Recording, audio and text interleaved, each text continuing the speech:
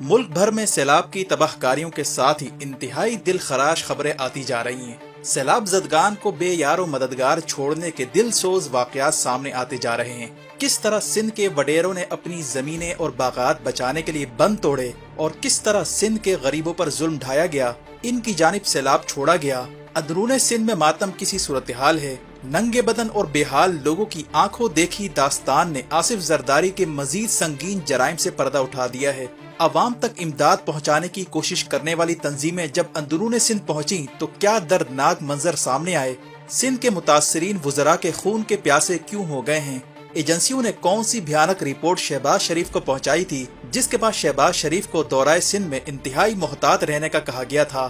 سری لنکا والی سچویشن اندرون سندھ میں کیوں بنتی جا رہی ہے؟ میڈیا پر کون سا پریشر ہے؟ اصل خبر کو کیوں چھپایا جا رہا ہے؟ ناظرین کرام، پنجاب، کے پی کے اور سندھ بھر میں سیلابی صورتحال اچانک سے ڈیولپ نہیں ہوئی، بلکہ اس میں حکمران اور مقتدر حلقوں کے سنگین جرائم کی کہانی بھی چھپی ہوئی ہے، جس پر سے میڈیا کو اصل خبر بتانے سے روکا جا رہا ہے۔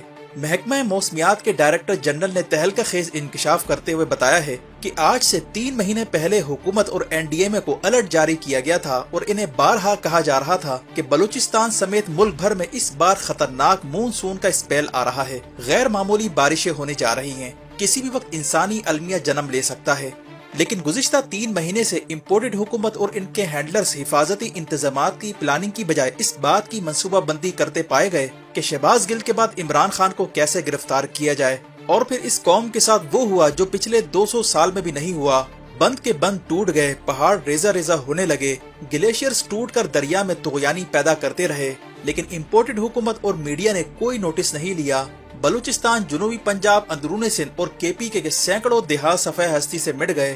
قدرت آوازیں دیتی رہی کہ بندوبست کر لو، آپس کی لڑائیاں بعد میں کر لینا، پہلے ملک کا سوچو، لیکن شاید قدرت کو انہیں جھنجھوڑنا مقصود تھا۔ سمن بکمن امیون کے مصداق حکمران طبقہ اور ذمہ دار لوگ باہر کے دورے کرتے رہے۔ قطر، یو اے ای اور یورپ کے دوروں سے فرصت تب ملی جب یہ خبر آئی کہ سیلاب کا رخ اب ان کے کھلیانوں، کھیتوں اور باغات کی جانب ہو چکا ہے۔ چنانچہ سندھ کے وڈیروں نے پہلی فرصت میں بند توڑ کر پانی کا رخ غریبوں کی جانب کیا، اور یوں اپنے باغات اور زمینیں بچا کر وڈیرے نے فرط مسرت میں اپنے مونچھوں کو تاؤ دیا اور شہر کی جانب چلتا بنا، اور پیچھے سندھ کی غریب عوام راتوں رات سیلاب کی نظر ہو گئے۔ ان کے خاندان اجڑ گئے، لاکھوں مویشی سیلاب میں بہہ گئے۔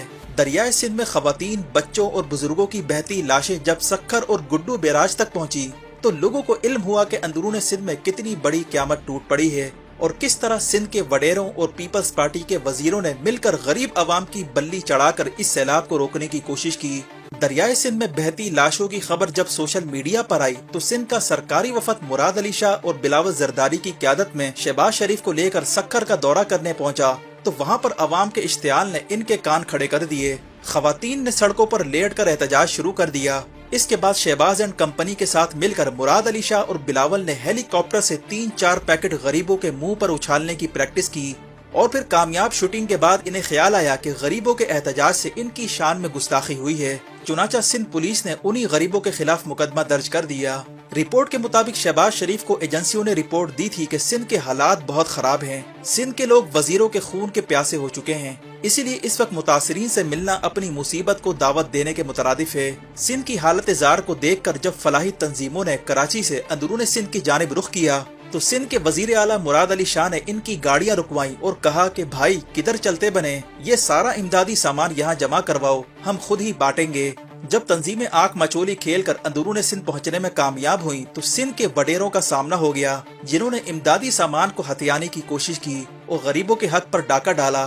دوسری طرف یہ اطلاع آئی کہ پیپلز پارٹی کے ایم پی ایز نے زندہ بچ جانے والے سیلاب متاثرین کو امدادی سامان دینے سے پہلے ان سے حلف نامہ لیا کہ آئندہ ووٹ پیپلز پارٹی کو دینا ہوگا، تبھی تمہیں امدادی سامان ملے گا۔ اور یوں سندھ کے وڈیروں اور بھٹو کے وارثوں نے سیلاب زدگان کے ساتھ جو تاریخی جرائم کی داستانیں رقم کی، اسے تاریخ دان قلم بند کرتے ہوئے کئی بار ضرور سوچے گا۔